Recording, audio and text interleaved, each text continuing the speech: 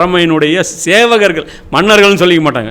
நான் ஏழை, இங்கே அதே மாதிரி தான், ஏழை தாயின் மகன். இங்கே நான் விவசாயி மகன். டே, இங்கே ஸ்பெஷல் ஐட்டம் நிறைய இருக்கு. நீ காது மேரம் என்ன, இங்கே நிறைய ஐட்டம் இருக்கா. இங்கே ஆளுக்கு சுற்றிட்டு இருக்கிறாங்க. அது மேட்ரு இல்லை, அதுதான் வந்து சொல்கிறான். அப்போ அல்லாஹ்வை நம்பாமலே எனக்கு இவ்வளோ கெடுத்துருக்கான்ல, அப்போ அதே தானே மறுமையிலையும் அமல் செய்யாமல் எனக்கு கொடுத்துருவான்ல, மறுமை நம்பாமலே எனக்கு கொடுத்துப்பான்ல அப்படின்னு சொல்கிறான். ஆனால் எந்த இடத்துல அவங்க தவறு பண்ணுறாங்கன்னு பார்த்தீங்கன்னா, இங்கே துனியாவில் அல்லாஹ் கொடுக்கப்படுறது என்ன பரிசாது? துனியாவுடைய வாழ்க்கையில் கிடைக்கக்கூடிய வசதி வாய்ப்புகள் அல்லது செல்வங்கள், பாக்கியங்கள், இதெல்லாம் பரிசா? சோதனை அல்ல, அதுதான் மாட்டிக்கிறாங்க இவங்க. இது சோதனையாக தரப்பட்டது. அப்படி சோதனை இல்லைன்னா அல்லாஹ் யாருக்கு வாரி வழங்கியிருக்கணும்? ரசூல்லா கிஸ்ராவுக்காக கொடுத்துருக்கணும். ரசூல்லா சாப்பாடு இல்லாமல் இருந்தாங்க, இவங்க பாரசீகம் அவங்களா கொடுத்துருப்போம். அப்போது அல்லாஹ் வந்து இது சோதனை. மறுமையில் கிடைக்கக்கூடிய ஒரு டம்ளர் தண்ணியும் சோதனையா? அது பரிசு. அல்லாஹ் அதில் அங்கே கிடைக்கிற ஒரு தண்ணி, ஒரு மூச்சு காத்தும் பரிசு. புரியுதா? அங்கே கிடைக்கிற ஒரு ஜான் இடம் பரிசு. இது இங்கே பூமி, இங்கே பிறப்பின் அடிப்படையில் நமக்கு ஃப்ரீயாக கிடைக்கிறதில்ல, இது எதுவுமே பரிசு கிடையாது. அப்போ பிறப்பின் அடிப்படையில் ஈமான் கிடச்சிருக்கு, அது மட்டும் எப்படி பரிசாயிரும்? அதுவும் பரிசு கிடையாது. அதுவும் சோதனைக்காக நம்மளை முஸ்லீம் ஆக்கியிருக்கான். நம்முடைய பங்களிப்பு அந்த அளவுக்கு இருக்கணும். சாதாரண பிறவிலே களிமா வந்துருச்சான். அல்லாஹ் பாக்கியம் நம்மளாம் என்ன பண்ணுறது, ரசூலுல்லாவுடைய உம்மத்தில் பிறக்கணும்னு எவ்வளோ நபிமார்கள் ட்ரை பண்ணாங்க. கடைசியாக பயவுள்ள நம்மளை தான் அல்லாஹ் பிடிச்சிருக்கு, இறக்கிட்டான் லேண்டிங்கு. எப்படி செல்லக்குட்டியா இல்லையா நான் அப்படிங்கிறான். ரசூலுல்லாவுடைய உம்மத்தில் வந்துட்டேன்ல, எப்படி எவ்வளோ கால்குலேஷன் பண்ணி இறங்கணும்யா பேட்டிங்கு. எப்படி நம்ம அவுட் ஆனாலும் மேட்ச்சு ஜெயிக்கவே கூடாது. அப்படி நாங்களாம் அவ்வளோ கெட்டிக்காரங்க. அது முட்டாள்தனம். இங்கே கிடைக்கிற எந்த பதவியும் எந்த ஒரு நியாமத்தும் சோதனை தான், எதுவுமே கிடையாது. அதற்கு அவனுடைய நண்பன் அவனிடம் உரையாடி கொண்டே, அந்த மாபெரும் ஆற்றலுடையவனையா நிராகரிக்கிற? இன்னும் அல்லாவே நிராகரிக்கிறியா? அவனோ உன்னை மண்ணிலிருந்தும் விண்டிலிருந்தும் படைத்தான், பின்னர் உன்னை முழு மனிதனாக ஆக்கினான். அவன் கேட்குறான், அந்த மூமின் வந்து கேட்குறாரு, என்ன அல்லாவை நீ நிராகரிக்கிற? அப்போ இன்றைக்கி இவன் எடுத்துக்கோ, சயின்ஸு வந்துடுறான். வந்துட்டு என்னங்கிறான், எல்லாம் சயின்ஸு, நாங்களாம் யார் தெரியுமா? சேர்றா, இந்த வானம் பூமி இதெல்லாம் இருக்குது, இது எவனாவது படைச்சானா? இல்லை, அதெல்லாம் யாரும் படைக்கல அப்படின்னு. அவன் என்ன சொல்கிறான், தென்னை மரம் இருக்குது. அவன்கிட்ட காமிச்சு, டே இந்த தென்னை மரம் இருக்குது, இதில் மாங்காய் வருமாடா? வராது. வராது, வருண்டா அப்படின்னு நீங்கள் சொல்லுங்கள்.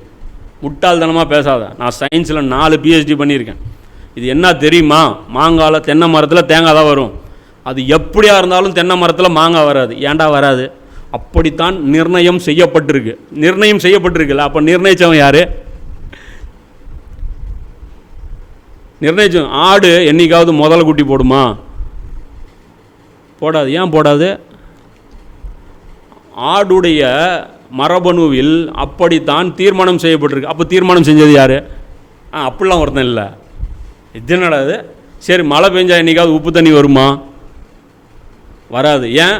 மழை பெய்யும் தன்மையில் அப்படித்தான் தீர்மானம் செய்யப்பட்டிருக்கு. சரிடா, தீர்மானம் செஞ்சவன் யார்? அது யாரும் இல்லை. இது என்ன மாதிரி சயின்ஸு? புரியுதா? வடிவமைப்பு இருக்குது, ஆனால் வடிவமைப்பு இல்லையா? எப்படி இருக்குதுன்னா, நேராக BMW கம்பெனிக்கு போயிட்டீங்க, ஓனர் வெளியே போயிருக்காரு, கம்பெனி எல்லாத்தையும் பார்க்குறீங்க. பார்த்துட்டு இந்த கம்பெனி தன்னால் உருவாயிருச்சு, ஓனர் வெளியே போயிருக்காரு. வந்தவனை செருப்பில் அடிப்பாங்க. நாயா கார் நல்லா பிடிச்ச காராக பார்த்துட்டு நீங்கள் ட்ரையல் ஓட்டிகிட்டு இருக்கிறீங்க. இதை எடுத்து, டே மாப்பிள்ளை நீ அதை எடுத்துக்கிடா, எல்லாம் நம்மளுக்கு தான், யாவனும் செய்யலை. இது பெட்ரோலில் தான் ஓடும், இது டீசலில் தான் ஓடும், இது மேனுவல் கீரு, இது ஆட்டோமேட்டிக் கீரு. ஆனால் எவனும் டிசைனர் இல்லை. எப்படி நேராக போக வேண்டியது, ஒரு காலனி கட்டி வச்சுருப்பான் வீடு, இது பாத்ரூமு, இது வீடு, ஆனால் எவனும் கட்டலை. எப்படி என்ன மாதிரி சயின்ஸ் இது? அப்போ அல்லாஹ் சொல்கிறேன், இதுதான் அவன் கேட்குறான். அந்த குஃப்ரு பார்த்து கேட்குறான், டே என்னடா மண்ணிலிருந்து படைத்த ஒன்றை, விந்திலிருந்து படைத்த ஒன்றை, அவனை வந்து அந்த மாபெரும் இறைவனையாக நிராகரிக்கிற? இப்போ அதே மேற்கத்திய நாடுகளை பார்த்து மௌலானா மௌதூதி இதெல்லாம் கேட்டார். நீங்கள் இந்த ஏத்தியஸ்ட் இவங்கெல்லாம் இருக்காங்களே, இவங்கெல்லாம் இவங்ககிட்ட பேச மாட்டாங்க. ஏன்னா இவங்ககிட்ட கேட்டால் இந்த கேள்வியில் மாட்டிக்குவாங்க. இந்த மௌலவிகள்லாம் போய் நாத்திகர்கள்ட்ட போய் மாட்டினா, நாத்திகர் விவாதம்லாம் போட்டு பாருங்க, இதுதான் கேட்பான். உன்னை ஏன் ஏழையாக வச்சுருக்கான்னு கேட்டால் பதில் தெரியாது. நாத்திகர் என்ன கேட்பான், உன்னை ஏன் பிச்சை எடுக்க வச்சுருக்கான்ல, என்கிட்ட ஏன் பிச்சை எடுக்க வச்சுருக்கான் அப்படின்னு கேட்பான். டெக்னாலஜியை என்கிட்ட பிச்சை எடுத்துகிட்டு இருக்கிறான்னு கேட்டால் அவனுக்கு பதில் தெரியாது. அதனால் அவங்க போனீங்கன்னா பல்ப் வாங்கிட்டு தான் வருவாங்க. மௌலானா மௌதூதி, அல்லாமா இக்பால், இந்த மாதிரி ஆட்கள் நாத்திகர்கள் இவங்க கூட ஓடுவாங்க, இவங்ககிட்ட நிற்க மாட்டாங்க. ஏன்னா இவங்களுடைய கவுண்டர்ஸும் அவ்வளோ ஸ்ட்ராங்காக இருக்கும். இப்போ இவங்களுடைய அதனால் வந்து இவங்க பார்த்தீங்கன்னா இப்போ இந்த இந்த இந்த கடவுள் மறுப்பு, இந்த சித்தாந்தம் இருக்குல்ல, இந்த கல்வி வச்சு நீங்கள் நடக்க பாருங்க, இது பின்னாடி பெரிய சூழ்ச்சி இருக்குது. அப்போ இந்த விஞ்ஞானம் எவ்வளோ போகிறாங்களோ அல்லாவுடைய அத்தாட்சி அவ்வளோ பார்க்குறேன்னு தானே அர்த்தம் ஒரு விஞ்ஞானின்னா. அப்போது விஞ்ஞானியாக நீங்கள் மேலே போக போக நீங்கள் அல்லாவை பற்றி அதிகமாக நீங்கள் உங்களோட தொடர்பு ஏற்படுத்தணும். ஆனால் இப்போ பார்க்குற ஏதோ ஒரு விஞ்ஞானி கடவுள் இருக்காருன்னு ஸ்டேட்மெண்ட் கொடுத்துருக்கானா, ஏதோ ஒரு பெரிய விஞ்ஞானி ஸ்டேட்மெண்ட் கொடுத்துருக்கானா, இதுக்கு பின்னாடி பெரிய சூழ்ச்சி இருக்குது. ஏன்னா இவங்க செலக்ட் பண்ணுறதே யாருன்னா நாத்தியர். அதனால தான் அந்த ஃப்ரீமேசன் ஒரு அமைப்பு வச்சுருக்கிறாங்க. அந்த சூனியம் பண்ண சொல்லுவாங்க. உங்களுக்கு ஈமான் இல்லைன்னு நீங்கள் ப்ரூஃப் பண்ணணும். நீங்கள் முழுமையான காஃபிரு முர்த்ததுன்னு நீங்கள் ப்ரூஃப் பண்ணால் தான் அதுக்கப்புறம் தான் உங்களுக்கு அப்துல் கலாம் போஸ்டிங் கிடைக்கும். புரியுதா இல்லையா? நீங்கள் வேலைக்காக நீங்கள் ஒரு கேடு கட்டவர்கள் நீங்கள் ப்ரூஃப் பண்ணிக்கணும். நீங்கள் ஒரு நீங்கள் மோசமானவர்கள், நீங்கள் மனிதத்தன்மை இல்லாதவர்கள், உங்களுக்கு அங்கீகாரம் கிடச்சா போதும், உங்களுக்கு பதவி கிடச்சா போதும்னா அதுக்கப்புறம் தான் உங்களுக்கு பெரிய பெரிய போஸ்டிங் கொடுப்பாங்க. உங்களுக்கு கடவுள் நம்பிக்கை இருக்குன்னா நீங்கள் பாட்டு ஸ்டேட்மெண்ட் கொடுத்துருவீங்களா? நீங்கள் பாட்டுக்கு டிஎன்ஏ ஆராய்ச்சி பண்ணி இதெல்லாம் பார்த்தா மிகப்பெரிய சக்தி ஒன்று இதற்கு பின்னாடி இருக்குன்னு சொல்லிட்டீங்கன்னா படிக்கிற ஸ்டூடெண்ட்லாம் அந்த சயின்டிஸ்ட் தான் இன்றைக்கி மேற்கத்திய உலகம். இன்றைக்கி தான் இங்கே தான் ரஜினியும் விராட் கோலியும் ஃபாலோ பண்ணுறோம். வெள்ளைக்காரங்களாம் யாரை ஃபாலோ பண்ணுவான்? சயின்டிஸ்ட்களை தான் ஃபாலோ பண்ணுறான். அவனுடைய ஐடியாலஜி எல்லாம் யாருன்னா சயின்டிஸ்ட் தான். அப்போ சயின்டிஸ்ட் அந்த ஸ்டேட்மெண்ட் கொடுத்துடக்கூடாதுங்கிறதுக்காக தான் ஸ்ட்ரக்சர் கொண்டு வராங்க. அதனால தான் எந்த விஞ்ஞானியுமே கடவுள் இருக்கிறான்னு பேசவே மாட்டான். அப்போ நீங்கள் இங்கே என்ன பண்ணுவோம்? இப்போ மலாலாவை செலக்ட் பண்ணுவான். ஏன் செலக்ட் பண்ணுவான்? அது புகழுக்காக எதை வேணாலும் செய்யுங்கும்போது அப்போ செலக்ட் பண்ணிக்குவோம். அப்போ அந்த மாதிரி ஆட்களை தான் இங்கேருந்து செலக்ட் பண்ணிட்டு போகிறான்ல. ஃபஸ்ட்டு விஷயம், இந்த நாடுகளில் ஸ்கோப்பே இருக்காது, இங்கே லேபே இருக்காது நீங்கள் டெவலப் பண்ணுறதுக்கு. அப்படி மீறி ஏதாவது ஒரு விஞ்ஞான கண்டுபிடிச்சிங்கன்னா உங்களை என்ன பண்ணுவோம்? கொன்றுவோம். நீங்கள் பாட்டுக்கு கரண்ட்டுக்கு வில ஒரு மனித குலத்துக்கு பயன் தர மாதிரி ஒரு கண்டுபிடிச்சிருவீங்க. அவன் கரண்ட்டுக்காக யூஸ் பண்ண அந்த காத்தாடையெல்லாம் வீணாக போயிடும். அவன் என்ன பண்ணுவான்? கொன்றுவான். பெட்ரோல் நீங்கள் வண்டி மூலிகை பெட்ரோல் கண்டுபிடிங்க. பெட்ரோல் கம்பெனி அவ்வளோ இன்வெஸ்ட்மெண்ட் பண்ணி ரீஃபைனரி வச்சுருக்கான், அவெல்லாம் விட்டுருவானா? பெட்ரோல் பங்க் ஒவ்வொருத்தன் டீலர் எடுத்தவங்களை வச்சுருவானா? ஒரே நாளில் நீங்கள் போய் மனித குலத்துக்கு நீங்கள் பயணம், மனித குலத்துக்கு யூஸ் ஆகும். எங்களுக்கு நீங்கள் மனித குலமா? நீங்கள் மனிதர்களா? முதல்ல நாசமாக போங்க. நீங்களா? நாங்கள் தான்டா மனிதர்கள் அப்படிங்கிறான். அது எல்லாமே இது ஒரு சதி வலை. அதுக்கு அவா சொல்கிறேன், வேர்ல்டு பாலிட்டிக்ஸு, இந்த கான்ஸ்பிரசி, இது எல்லாமே பின்னி பிணைஞ்சு இருக்குது. இது பார்க்காம போயிட்டீங்க அப்படின்னா நமக்கு தெரியாது. அப்போ இந்த இடத்துல அவங்க டிபேட் பண்ணுறான், யார்? அந்த காஃபிரை பார்த்து. அதனால் என்னை பொறுத்த மட்டில் அந்த அல்லாஹ் தான் என்னை பரிபாலிக்கும் இறைவன். நீ இந்த சாதனங்களை மட்டுமே பார்க்குற, நான் இந்த சாதனங்களை உருவாக்கியவனை பார்க்குறேன். அதனால் அவனையே நான் சார்ந்திருக்கிறேன். அந்த இறைவனுடன் எவரையும் நான் இணையாக்குவதில்லை அப்படிங்கிற இந்த இடத்துலையும் அல்லாஹ் என்ன சொல்கிறான்? அந்த இடத்துல ரப்புங்கிற அந்த வார்த்தை தான் வருது. லாக்கின்னா ஹுவல்லாஹு ரப்பா வலா உஷ்ரிகு பி ரப்பி அஹதா. இந்த இடத்துலையும் ரப்புங்கிற அந்த வார்த்தை தான் பயன்படுத்துகிறாங்க. நீ உன்னுடைய தோட்டத்தில் நுழைந்த போது உன் நாவிலிருந்து மாஷா அல்லா லாஹவுல ஹுவத்த இல்லா பில்லா எனும் வார்த்தைகள் ஏன் வெளிப்படவில்லை? ஏண்டா என்னை விட அல்லாஹ் உனக்கு தானே நியாமத்தை அதிகமாக கொடுத்துருக்கான். ஏண்டா உங்களுக்கு நாவல அதான் கேட்குறோம், அரபிகள். ஏண்டா அரபுகளை உங்களுக்கு தானே அல்லாஹ் நியாமத்து கொடுத்துருக்கான். ரசூல்லா உங்கள் மொழியில் தானே அனுப்பியிருக்கான். உங்களுக்கு எல்லாம் பெட்ரோலுங்கிற வளத்தை கொடுத்துருக்கானா இல்லையா? எங்களை விட பக்தி உங்களுக்கெல்லாம் அதிகமாக இருக்கணும். இன்றைக்கி ஒரு இந்தியாவில் இருக்கிறவனை விட யாருக்கு பக்தி அதிகமாக இருக்கணும்? அரபுகளுக்கு தானே இருக்கணும். அல்லாவுடைய நியாமத்து அதிகமாக இருக்குது. அதுதான் அவர் சொல்கிறார், என்னை விட நீ இல்லை சொல்லியிருக்கணும். இல்லை மாஷா அல்லான்னு நீ சொல்ல மாட்டியா? அல்லா தான் இதை கொடுத்தான்னு நீ சொல்ல மாட்டியா? அல்லா தான் எல்லா ஆற்றலும் இருக்குது. இந்த ஆற்றலுக்கு பின்னாடி ஒருத்தன் பிளானர் இருக்கிறது உனக்கு தெரியும் தானே? அது சொல்கிறேன், மாங்காய் மரத்தில் மாங்காய் மட்டும்தான் வரணும். அதுவும் மாங்காய் மரத்தில் மாற்றியாவது வருதா? மல்கோவாவில் கிளிமூக்கு வருதா? கிளிமூக்கில் மல்கோவா வருதா? அப்போ நிர்ணயம் பண்ணவன் யாருன்னு இது அந்த நிர்ணயம் பண்ணவனை கூட எல்லா ஆற்றலும் அவனுக்கு தான் இருக்குன்னு நம்ப மாட்டிங்களா? ஏன் வெளிப்படவில்லை? ஏன் இந்த வார்த்தை இப்போ இறுதி காலகட்டத்தில் இந்த வார்த்தைகள் வெளிப்படாதுங்கிறதும் புரிதல்லை. இன்றைக்கி மாஷால்லா சொல்லுவானா ஒரு விஞ்ஞானி? சொல்ல மாட்டான். அல்ஹம்துலில்லாஹ் சொல்லுவானா? சொல்ல மாட்டான். லா ஹவுல குவத்த இல்லா பில்லாமானா? இல்லை, இதெல்லாம் சொல்ல மாட்டான்.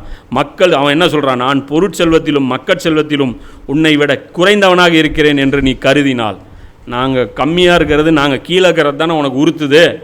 இப்படி நீ நினைக்கிறல்ல, என்னுடைய இறைவன் உன் தோட்டத்தை விட சிறந்ததை எனக்கு அழித்து விடக்கூடும். நீங்கள் என்னடா இன்றைக்கி உலகம் வச்சுருக்கிற, அதை விட சிறந்த உலகம் எல்லாம் எனக்கு கொடுப்பான்டா.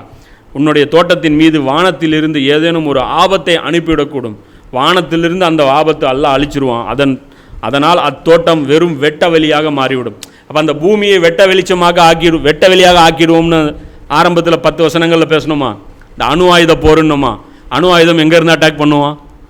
வானத்திலிருந்து. அப்போ இந்த தோட்டம் எங்கேருந்து அழிய போகுது?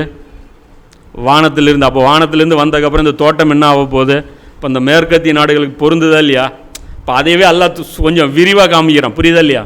அந்த ஆரம்ப 10 வசனங்களுக்கே அல்லாவே தப்சீர் பண்ணுறான், அந்த தோட்டம் இப்படி அழிய போகுதுன்னு. அப்போ இதுக்கப்புறமும் இன்னொரு விஷயமும் பார்த்துங்க, அல்லது எந்த விதத்திலும் முன்னால் வெளிக்கொணர முடியாத அளவுக்கு அதன் தண்ணீர் வற்றி போயிடும். இந்த டெக்னாலஜிங்கிற இந்த இது மட்டும், அந்த வெப்பன்ஸ் மட்டும் வெள்ளைக்காரன்ட்டு காணாமல் போயிடுச்சுன்னு வைங்க, வெள்ளைக்காரன் பிச்சைக்காரன், அவன் ஊரில் ஒன்றுமே விளையாது. அந்த நாய்க்கு நாம தான் கோழி முட்டை நம்மகிட்ட தான் வரணும். அவங்ககிட்ட இருக்கிற அந்த அணு ஆயுதங்களும் அவனுடைய அந்த இராணுவ பலத்துக்கும் பயந்து தான் இன்றைக்கி இவங்க எல்லோரும் கப்பம் கட்டிகிட்டு இருக்கிறாங்க. அந்த பலம் போயிடுச்சின்னு வச்சுங்க, சோத்துக்கு சல்லாடுவான். ஏன்னா அந்த பூமியில் எதுவும் விளையாது. அது இல்லாமல் அணு ஆயுதம் பிரயோகப்பட்டுருச்சுன்னா சாக போகிறாங்க. அவங்க எதுக்குமே வக்கு இல்லாமல் போயிடுவாங்க. அல்லாஹ் இறுதியில் அவனுடைய விளை பொருள்கள் யாவும் அழிக்கப்பட்டு, இந்த வேகு பீஃபு, இந்த BMW காரு, இது எல்லாம் அழிக்கப்பட்டு அவனுடைய திராட்சை தோட்டம் அதன் பந்தலில் குப்புற விழுந்து விடும். அல்லாஹ் சொல்கிறான், குப்புற விழுந்துடும். விழுந்து விட்டதை கண்டு தான் அதில் முதலீடு செய்ததெல்லாம் வீணாகி போய்விட்டது என்று வருத்தத்துடன் இவ்வளோ ஸ்ட்ரக்சர் ஏற்படுத்தினான். அவன் என்ன நினைக்கிறான், இது அழிஞ்சே போகாதுன்னு நினைக்கிறான்ல. இன்றைக்கும் பார்த்தீங்கன்னா அவங்க எதன் மேலே அவங்க ரொம்ப கான்ஃபிடென்ஸாக இருக்காங்க, அணு ஆயுதம் கூட வரக்கூடாதுன்ட்டு. ஐரன் டூம் அழிஞ்சே போகாது. எப்படி இஸ்ரேல் எப்படி அழியும்? ஐரன் டூம் டெக்னாலஜி வச்சுருக்கோம், S-400 வச்சுருக்கோம், பேட்ரியட் ஆன்டிமிசைல் தெரியுமில்ல. இதெல்லாம் ஏவுகணை வெளிநாட்டில், அதாவது ஒரு ஏவுகணை உங்கள் நாட்டுக்கு மேலே வருதுன்னா அந்த நாட்டுக்கு மேலே அந்த ப்ரொடெக்ஷன் வச்சுருக்கான். அது வந்து அட்டாக் பண்ணிடும். நீங்கள் வந்து பண்ண வேண்டியது அதுவே ஆட்டோமேட்டிக்காக ஆர்டிஃபிஷியல் இன்டெலிஜென்ஸாக பண்ணிடும். பேலிஸ்டிக் மிசைல் வந்தால் கூட அது அட்டாக் பண்ணிடும். S-400 அவங்களாம் வச்சுருக்காங்க. இப்போ இதில் போட்டியே போட்டுட்ருக்கு. அப்போ இதெல்லாம் அவங்க நினைக்கிறாங்க. நினச்சதுக்கப்புறம் எல்லாம் பண்ணுறாங்க. இவன் முதலீடு செஞ்சாங்களே இதெல்லாம் S-400 ஐரன் டூமு எல்லாம் வீணாக போச்சு. இத்தனை நடந்து எங்கேயோ மிஸ்டேக் ஆயிடுச்சு. எப்படா ஒரு இது விழுந்துருச்சு, எப்படி இங்கே இந்த சிஸ்டம் கொலாப்ஸ் ஆகிருச்சு, எவ்வளோ உஷாராக இருந்தோம், இக்காமத்தீன் வரவே கூடாதுன்னு எவ்வளோ வேலை செஞ்சோம், ஒரு ஜமாத்து ஆரம்பித்தா கூட அதை தீவிரவாதம்னு முத்திரை குத்துனோமே, எவ்வளோ உஷாராக இருந்தோம், இந்த முஸ்லீம்கள்லேருந்து ஒரு ஆபத்து வந்துடவே கூடாதுன்னு, ஆனால் வந்துருச்சு, இந்த கொலாப்ஸ் ஆகிருச்சு அப்படின்னு அவங்க நினைப்பாங்க. அது உழுவும். இந்த இவங்களுடைய அதுதான் அல்லாமா இக்பால் சொல்லுவார், உன்னுடைய இந்த நாகரிகம் தன்னுடைய கைகளால் தற்கொலை செய்து கொள்ளும் அப்படின்னு அல்லாமா இக்பால் சொன்னார். உன்னுடைய கைகளால். ஏன்னா இது வந்து ஸ்ட்ரக்சரு ரொம்ப மோசமான ஸ்ட்ரக்சரு. மக்கள் வந்து இவங்களால் ரொம்ப நாளைக்கு ஏமாற்ற முடியாது. இப்போ நீங்கள் இங்கிலாண்டு என்ன பண்ணிட்டான், மாஸ்க் போட மாட்டோன்ட்டான். யோரோ கப்பில் எப்படி உட்காந்துட்ருக்கான், போடாமல் மண்ணாங்கட்டினா. ஃபஸ்ட்டு ஒரு வருஷம் என்ன பண்ணான், ஆராய்ச்சி பண்ணான். இப்போ என்ன பண்ணான், டேய் யாரை முட்டாளாகிற போடி வேலையை பார்த்துட்டுங்க. இவங்க பாட்டுக்கு எப்போ இவங்க சகஜமாக சுற்றிட்டு இருப்பாங்களாம், நமக்கு மட்டும் வியாதி வருமாம்மா, இவங்க நம்பிகிட்டே இருக்காங்க. அதனால் வந்து இவங்க எல்லாமே அவங்க வந்துட்டாங்க. இது ஒரு கட்டத்தில் இப்போ ரியலைஸ் பண்ணிட்டே வராங்க, இவங்க ஏமாத்துறாங்க, இவங்க மக்கள் பிரதிநிதிகள் இல்லை, இவங்க சைத்தானுடைய பிரதிநிதிகள், இவங்க அவங்களுக்கு தான் சர்வீஸ் பண்ணுறாங்க அப்படிங்கிறது எல்லாமே உணர்ந்துட்டு வராங்க.